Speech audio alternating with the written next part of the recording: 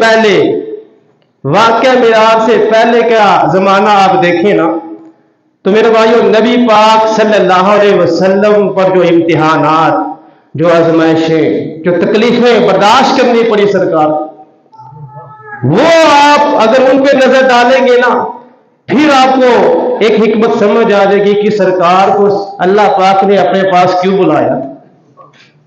اتنے امتحانات اتنی پریشانیاں سرکار پر آئی.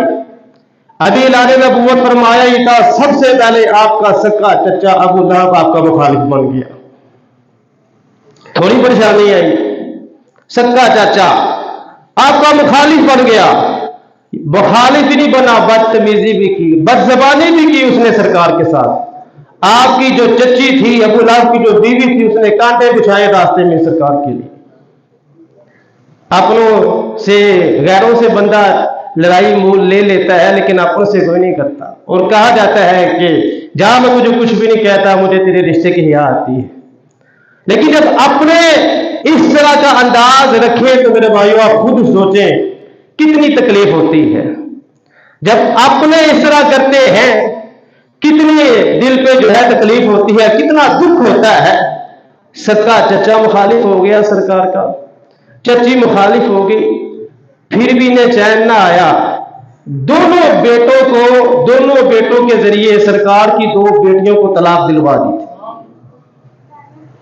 ابو لہب کے دونوں بیٹوں کے ساتھ سرکار کی 2 بیٹیوں کی شادی ہوئی تھی. ابو لہب نے اپنے بیٹوں کو کہہ کے دونوں کو طلاق دلوا دی. اب جو باپ ہے جن کی بیٹیوں کی شادی ہوئی ہے وہ دل پہ ہاتھ رکھ کے سوچے تو صحیح یہ کتنا بڑا امتحان تھا, کتنا بڑا امتحان تھا سرکار پر, کتنی بڑی یہ آزمائش تھی. پھر بھی جب انہیں چین نہ آیا نا انہوں نے شیب ابی طالب میں نبی پاک صلی اللہ علیہ وسلم کو قید کر لیا.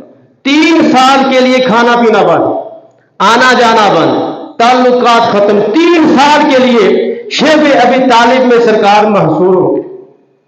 اور جب محصور ہو گئے نا تو پھر جب چچا نے پوچھا تو پھر بھی سرکار نے یہی فرمایا جو کچھ مرضی کر لو, تم میرے ایک ہاتھ پر چاند رکھ دو, ایک پر سورج رکھ دو, پھر بھی میں رب کے دین سے پیچھے ہٹنے والا نہیں.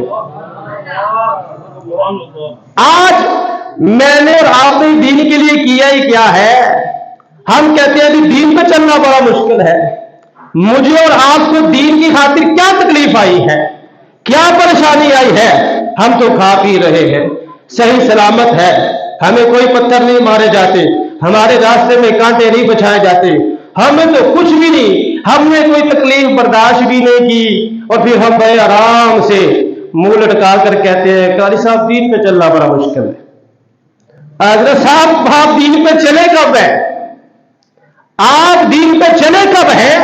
جو دین پہ چلے ہیں دیکھیں ان کی ازمائشیں کیسی تھی, ان پہ جو مصیبتیں آئی وہ مصیبتیں کیسی تھی, ان کی تکلیفیں کیسی تھی. 3 سال کا جو زمانہ تھا میرے بھائیوں, اس زمانے میں نبی پاک صلی اللہ علیہ وسلم کی زوجہ حضرت خدیجہ بھی وفات پا گئی. غمگسار بیوی, ہر موقع پر ساتھ کھڑی ہونے والی, ہر موقع پر ساتھ دینے والی حضرت خدیجہ الکبریٰ رضی اللہ تعالی عنہا بھی وفات پا گئی. کتنا بڑا دکھ تھا سرکار کا. یہ دیکھیں تو صحیح, ساری دنیا بندے کو سکھ دے نا سکھ دے, لیکن گھر کے اندر دکھ ہو تو وہ سکھ میں نہیں لگتا. پھر ساری دنیا دکھ دے لیکن گھر میں سکون ہو, بیوی اچھی ہو, بیوی کا سہارا اچھا ہو, گھر میں سکھ ہو, ساری دنیا کے دکھ بندہ بھول جاتا ہے. ساری دنیا کے دکھ بھول جاتا ہے. تو اچھی بیوی چلی گئی, غمگسار بیوی چلے گی, مددگار بیوی چلی گئی. نبی پاک صلی اللہ علیہ وسلم کو دین کی تبلیغ میں یہ تکلیفیں, یہ پریشانیاں. پھر آپ کے چچا جناب ابو طالب کا وصال ہو گیا, انہیں 3 سال ہوں گے. ہر موقع پر آپ کے چچا آپ کے ساتھ کھڑے ہوئے تھے.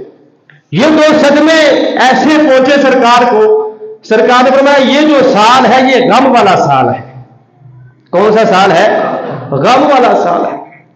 پھر وہ طائف کی وادیاں کس کو یاد نہیں ہے. نبی پاک صلی اللہ علیہ وسلم کو دین کے لیے ستایا گیا, آوارہ اوباش لڑکوں کو سرکار کے پیچھے لگایا گیا. آج بھی آوارہ اوباش لڑکے دین کے مذاق اڑاتے ہیں, آج بھی ہیں ایسے, کمی نہیں ہے.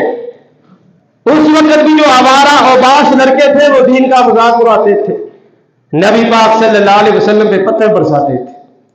इतनी तकलीफें, परेशानियां, इतने इम्तिहानात जब मेरे और आपकी आका ने बर्दाश्त किए ना, अल्लाह ने अर्श पे अपने पास बुला लिया। फरमाया है महबूब, ये लोग आप पर जमीन को तंग करना चाहते हैं, अल्लाह ने अपने पास अर्श पे बुला के सारे जहां की नेमतें अता फरमा दी। फरमाया गमगुसार बीवी चली गई है, कोई बात नहीं महबूब मेरे पास आओ, तुम्हारे दिल को करार आ जाएगा। ऐ महबूब मेरे पास आओ, मेरा दीदार करो, तुम्हारे दिल के सारे गम ही दूर हो जाएंगे। जब इनामात भी देखे अल्लाह के कैसे मिले, पहले परेशानियां तकलीफें आई, फिर जब दिल ज्यादा गमगीन हो गया, अल्लाह ने अपने महबूब को अपने पास बुला लिया, अपना दीदार कराया। फरमाया महबूब काफिर को आपको ताने देते थे, बातें करते थे, आपके दिल को जख्मी करते थे, आए आज हम आपको अपनी मीठी मीठी बातें सुनाते हैं। क्या बातें होगी और क्या सुरूर होगा मेराज की रात जब सरकार ने रब का दीदार फरमाया होगा। ना इसका हम तसव्वुर कर सकते हैं और ना ही हम इसको लफ्जों में बयान कर सकते हैं।